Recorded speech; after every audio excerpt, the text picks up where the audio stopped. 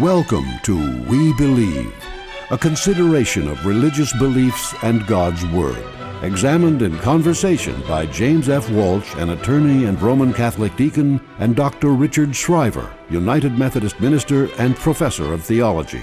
Each discussion embraces carefully chosen subjects, selected in an effort to deepen your religious awareness, in the sincere hope that We Believe will help provide a bridge of understanding among all the children of God.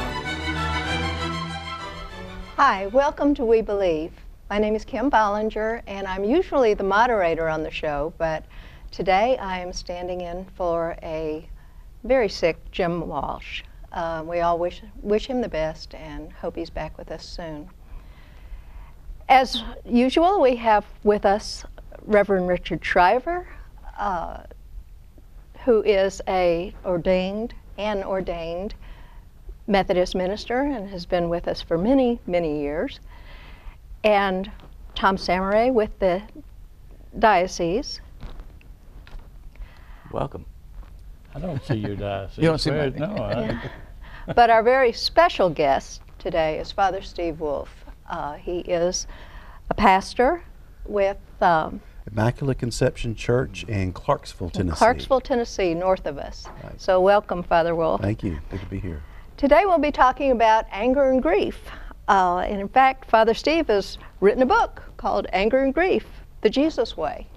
So I'm going to let you take it away from there. Okay. I'm happy to be here. This comes from, I suppose, years of praying with a gospel story.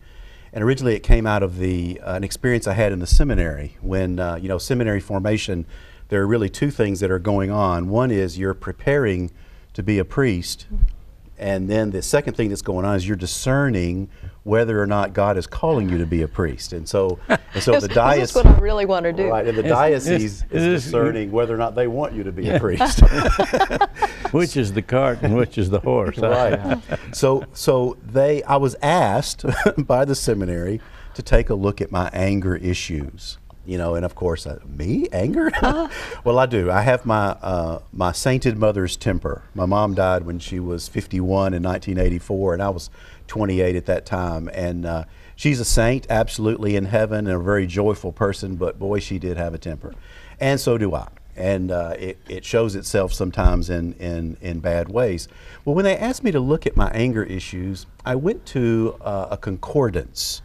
And Richard knows what a concordance is. I do. Most Catholics don't. A concordance is a book that has every word in the Bible, and it tells you all the different places where it shows up. Right. Yeah. So I looked under anger, and what I was wondering about was, what do the gospel writers, what do the gospel narratives say about Jesus and anger? And I was surprised. I only found one place in the gospel narratives that use the word anger for Jesus. And it's not the stories of the turning over the tables. That is the first thing. That is the first thing that occurs. So I still think he was angry. Yes, he was probably angry, but the writers don't use that word, and which has left me pondering. Why? Did they say mad? Well, no. By the circumstances, we presume he's angry. But you can read, it's in all four narratives, Matthew, Mark, Luke, and John, and you can read all four as if he knows it's time to get their attention. He knows it's time to punch their buttons, the way we might punch the buttons of our best friends just for their own good, and that he's having a happy old time, that this could be the best day, one of the best days of his life, because now he's putting them on notice, and they're going to have to tend to him now. In all four Gospels, What about the whip? Yeah, there's the whip. Yeah, and in John, the word that's used for him is zeal. They remember how that saying from the Old Testament, zeal for his house consumes him. But zeal's not the same thing as anger. No. And so I kept pondering that. Now, what also came out of this is, I suppose, a sort of a theory of mine, which is that I think for every Christian, there is probably some gospel story, some narrative in the gospel that is for that Christian the gospel within the gospel. an example that a lot of people will give is the story of the prodigal son. You know, people will tell me that sums it up for me. I remember one friend of mine who says it's the 10 blind men where the one comes back. And there's another, so different people have told me that different stories are kind of capture the whole gospel for them. For me, it's this one story where the word anger is used. And it's in... May I interrupt, because I know where you're going, and I want to... You want to make them wait? No, there is a place where Jesus does say, on these two commandments depend all the law and the prophets. Right. Which sort of puts a pretty high priority on love God and love your neighbor. Right, on love, yeah, yeah. And one of my... Am I taking you astray? No, you're great, because actually one of my old spiritual directors used to say that he always thought the greatest sin was failure to love. If that's the greatest commandment is to love, then the greatest sin must be not loving. Or hate. Yeah, yeah. Yeah. Well, as I went to this... Or prejudice, or bigotry. Right, yeah, yeah. And you know, anger is a very human thing, and it's in 12-step spirituality, anger, fear, resentment, you know, they're sort of the root of most of the problems we have in human life. And so as I reflected on this story, several things, I don't know, over time just started becoming clear to me, and it helped me to see the whole gospel narratives in focus. Okay, you got to tell So what is the story? The story is, I'm waiting. it's in the Gospel of Mark, in the 3rd chapter. So Mark 3, verses 1 to 6. It's the story of the healing of the man with a withered hand. A man with a withered hand. Jesus, it's very early in the gospel narrative in Mark, and Jesus is in the synagogue, you know, just, you know, doing what you do on the Sabbath, going to the synagogue. Sabbath, yeah. And there are some Pharisees who are watching him, sort of in the background. And we're told that they're watching him. And Jesus knows they're watching him, and they're wondering, is he going to break the law? Is he going to, we've seen him heal, is he going to do this on the Sabbath? On the Sabbath. Right. And here comes, because there's this man sitting, I imagine him sitting on the front row, just walking in with this withered hand. Now this fella is, he doesn't say a word in the story, not a word. And, but he's at risk. If his hand, we're not told whether his hand problem was like from an accident, or was it from birth, or we're not really told that. There are many details in the gospel narratives that we're not told. But obviously, if a group of people are being hired to work, he would be one of the last ones hired, which means he's at risk, and if he has a family, his family is at risk. So this is proper matter for Jesus. You know, this would be a worthy healing for him, right? And so, but Jesus knows what they're thinking. So they don't even say a word to him. He starts the whole thing by asking them a riddle. And the riddle that he asks them is it better to do good or to do bad on the Sabbath? It's a very simple riddle. What he's doing, I think, is he's inviting them into dialogue with him. You know, so he knows there's something unhealed in them. Okay, so as I'm reading the story, this is me. Okay. And so he's inviting, if you will come into dialogue with me, I can bring to you a place of healing and understanding, and let you see, you don't have to be afraid of who I am. You don't have to be afraid of me. So he asked them that riddle, and then we're told they remained silent. And then we're told he turned to them with anger and was grieved at their hardness of heart. And I think that phrase captures what Jesus is showing us to do with anger. So in the first place, he acknowledges in his humanity he is angry. Okay? Just acknowledging it. I like the turn. He turns to them. It's almost like a dance, sort of like what we often tell children when you're angry, count to 10, you know, scream in a pillow, whatever it is. He turns to them, but he's turning towards them with anger, and he's grieved at their hardness of heart. So he knows there's something unhealed in them, and he wants to heal it. And he's asking them to be in dialogue with him, sort of like asking us to be in dialogue with God in prayer. But God is not going to violate our freedom, right? We're free. So God is not, they've freely chosen to stay in this place of silence, this rigid place or whatever it is, this place of unhealed, and God's not going to violate it. But He knows that they're unhealed, and He's grieving that. He's holding His anger with compassion. He's suffering with them, which is a way of understanding grief. Now, one of my deacon friends says he thinks that that Jesus might have been angry with Himself because He wasn't able to break through whatever the problem was. But the next thing He does is He asked the man to stretch out his hand. Now, He's asked them, in asking that riddle, He asked them to make a stretch, which they weren't able to do. The man, without saying a word, stretches out his hand, and immediately he's healed. Then we're told that the scribes and Pharisees go off to make plans with the Herodians how best to kill Him. And He lets them. Herodians. So the Herodians, who are followers of Herod, so like they would be attached to the palace and to the temple. One of my brother priests reminded me that, as I told this story once, that the Pharisees and the Herodians at some level were enemies because they were both fighting with each other for the heart of Israel. And so there they come together, these enemies. Yeah, now they have a common enemy and coming after Him. But I'm most taken with that He allows them to do this. I think He's also showing us something to do with intercessory prayer. And so this, for me, comes into the gospel narrative. What for me was the sort of the central of the gospel that kind of became clear to me as I spent time with this passage, is that Jesus asks us to do these three virtually impossible things were it not for the grace of God. He asks us to love our enemies, to pray for those who persecute us, and to forgive.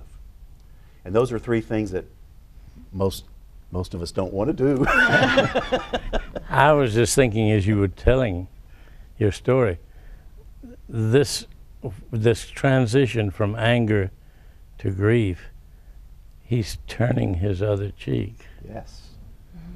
It really is an example of that process of saying, I'm angry with them, their hardness of heart, but they're children of God. Yeah. And that He loves them. Yeah. You know, when people are grieving the loss of someone, I often tell them, as you're grieving, acknowledge the reality that the reason that you're grieving is because there's been love. If there was no love, there would never be anything to grieve. There's no grief at all. Right. So He's also loving them and in being willing to have compassion for them, to suffer with them, which is what compassion means, to suffer with, and grieving for them. It's a way of saying, I still love you. And He may not be able to say it in a way they're able to hear it, but He's saying it in a way that we can hear it. But He's saying it anyway. Just so you know, in both Matthew and Luke, this story is in both of them, and both of them took the word anger out. Well, this was a fascinating discussion, and we're going to continue it when we come back. But for right now, we're going to take a brief time out, and we'll see you back here on We Believe.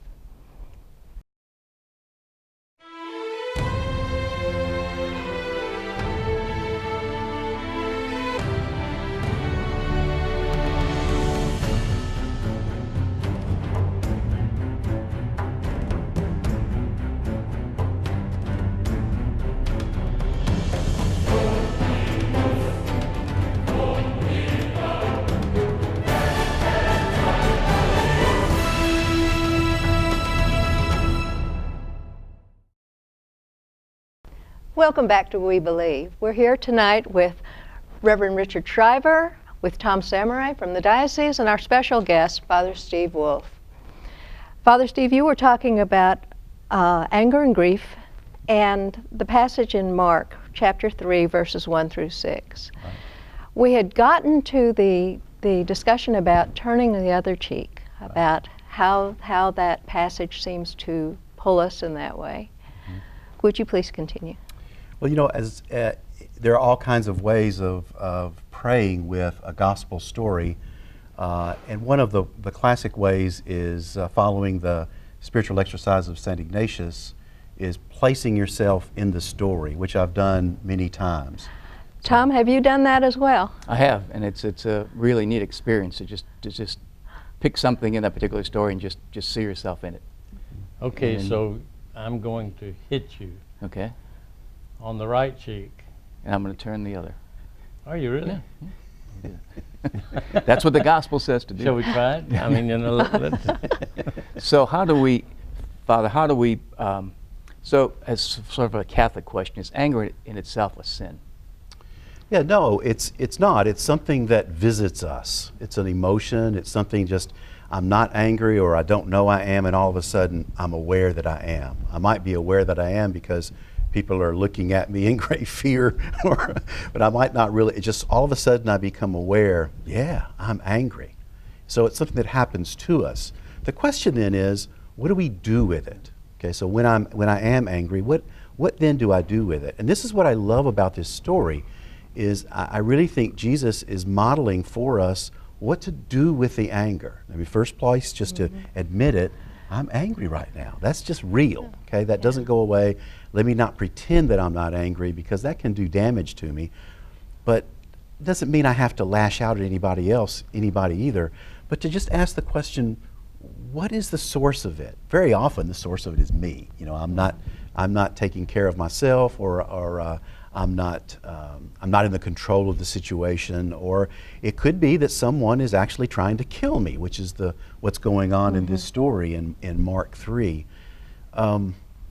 But when Jesus turns to them with anger and is grieved at their hardness of heart, I just imagine him then, as he's healing the man with the withered hand, him also offering up a prayer of healing for these folks who are so blocked that they're not able to come into dialogue with him, that he's offering a prayer of healing for them.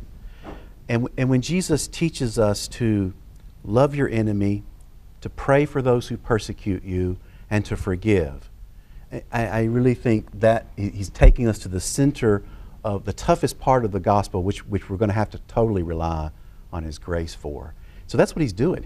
I imagine him in that passage actually praying for those folks who are at the same time making plans how best to kill him. well, now you're questioning the turn the other cheek thing. And I think there is an absolute connection between the turn the other cheek and the steps that you're talking about. Love your enemies, and I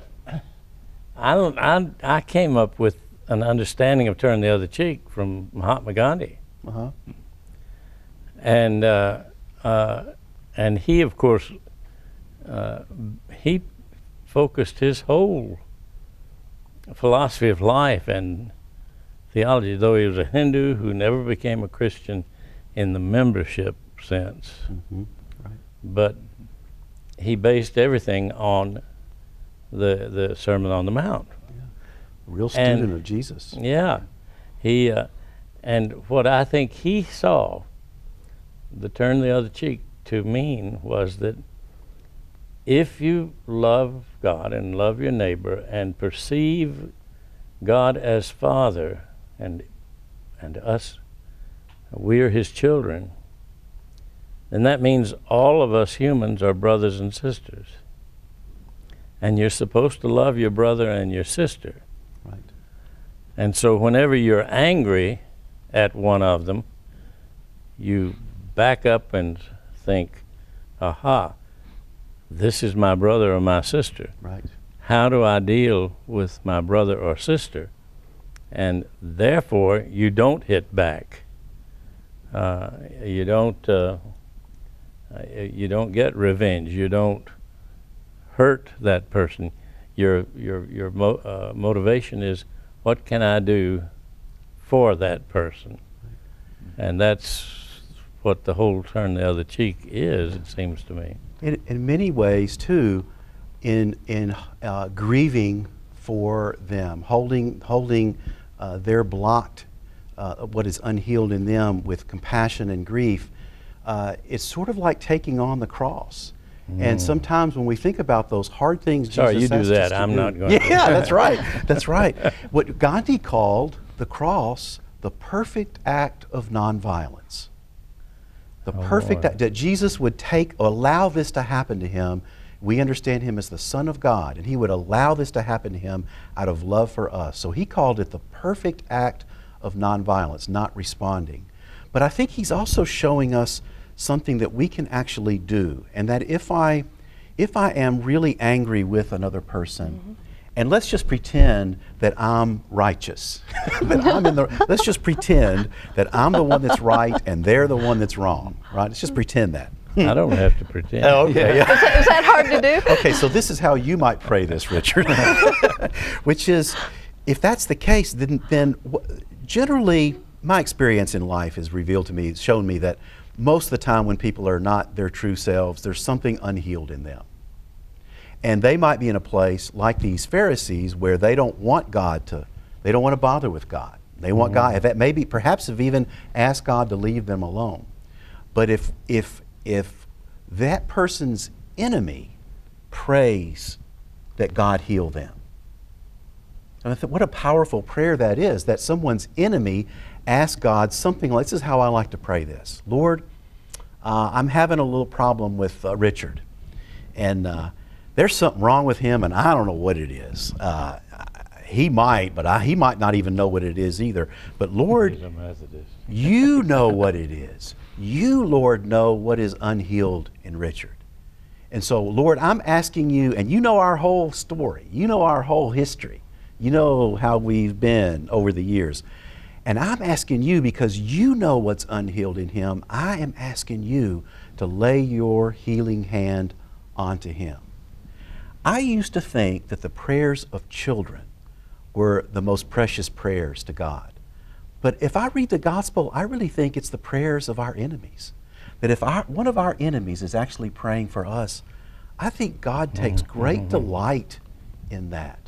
In a sense, we're asking God to do the thing that God already wants to do, even though that person might not want God to. Yeah. You know, not too long ago there was something going around about pray for a terrorist. Did you see that? I did not see that. It was a prayer chain, and it was pray for a terrorist. And that is a difficult thing to do, but Now, when Tom you asked this question, I want to know what was behind your question The question that about the turn the other cheek thing. well, yeah, it's hard to do, and you're talking about loving, seeing brother and sister as part of the family, but anger comes from a knee-jerk reaction. Yeah. And I'm sorry, most of the time when I get angry, I don't think about that at the beginning, because it's a knee-jerk reaction, and maybe in retrospect I say I shouldn't have done that. So what do? I go back and ask for forgiveness to that person. So I may not want to turn the other cheek immediately because I'm angry, and immediate action is, so it's ideally it's nice to say, oh, that's my sister, Kim's my sister, or I shouldn't have offended her. But in the spur of the moment, it doesn't happen. Generally Where does speaking. revenge come in on you? Well, then I guess if anger is not controlled, then the next step would be revenge on a person. If we don't take the step back and keep that anger building, then we're vengeful. And here's the mystery of grace, which is that in doing what Jesus asks us to do, which is to pray for those who persecute us, over time. Now in 12-step spirituality, we have a saying: fake it till you make it. So if you can't with all your heart really pray for healing for this person, just start doing it and keep doing it, because over a period of time, because I think God takes such delight in that prayer, we might start actually meaning it. And what happens in that is we might actually really feel grief for their suffering and compassion, and in a sense we're suffering with them and we're pulling for them. It can be very hard to do, though, because if somebody has done great damage to me, to get to that place where I'm really able to pray for what's best for them, wow, that takes grace. But Jesus has promised us He's going to give it to us. You know, it's the story of the resurrection story, really, is what it is, isn't it? The upper room Easter story where He shows up and they might have been afraid of Him, and He breathes in and onto them and says, receive the holy breath, receive the Holy Spirit, whose sins you forgive are forgiven them. So at the resurrection, in that resurrection narrative at the end of the Gospel of John, Jesus has given us the power to forgive, that grace. So He's given it to us. Sort of the invitation is to use it. Can I reword that a little bit? Yeah. He gives us the grace not for us to forgive, but for us to give God's forgiveness. Yeah. Isn't that what you really mean? Yeah. But here's the mystery of it is that when I start actually praying for my persecutor, something happens. What happens is not just the healing that I'm praying for that person. Because I begin to feel compassion by God's grace, I find myself also able to forgive, which will always be the work of grace. It's not, to love my enemy is I don't believe something that I am able to do on my own. That if I actually am able to love my enemy, it's because of the grace of God. But here's a very practical place to start. I have a prayer for this on my website, which is idjc.org. Like Identity Jesus Christ, idjc.org. I have a prayer that I use sometimes to do that. The prayer basically says, Lord, you know us, you know our whole history. And I don't know what's going on, but I know that you want to heal this person. And so I'm asking you to lay your healing hand on this person. The reason I asked that, you know, like you say, we don't forgive easily. But I've got friends. Not everybody loves Catholics. Did you know that? You know, here we are in Tennessee, where you've jumped from 3% to 5% of the population now, I think. But I hear these people say, those Catholics. They think that priest can forgive sins. He can't do that, you know. And the answer that I've come up with to try and calm that is no. The priest is not the one really doing the forgiving. He's offering God's forgiveness. And when we forgive anybody, isn't that what's going on? That's right. That's what you're That's getting my at. point. Exactly Yeah. right. Really great point. Both great points. Gentlemen, thank you for being with us tonight. Thank you for being with us tonight. And we hope to see you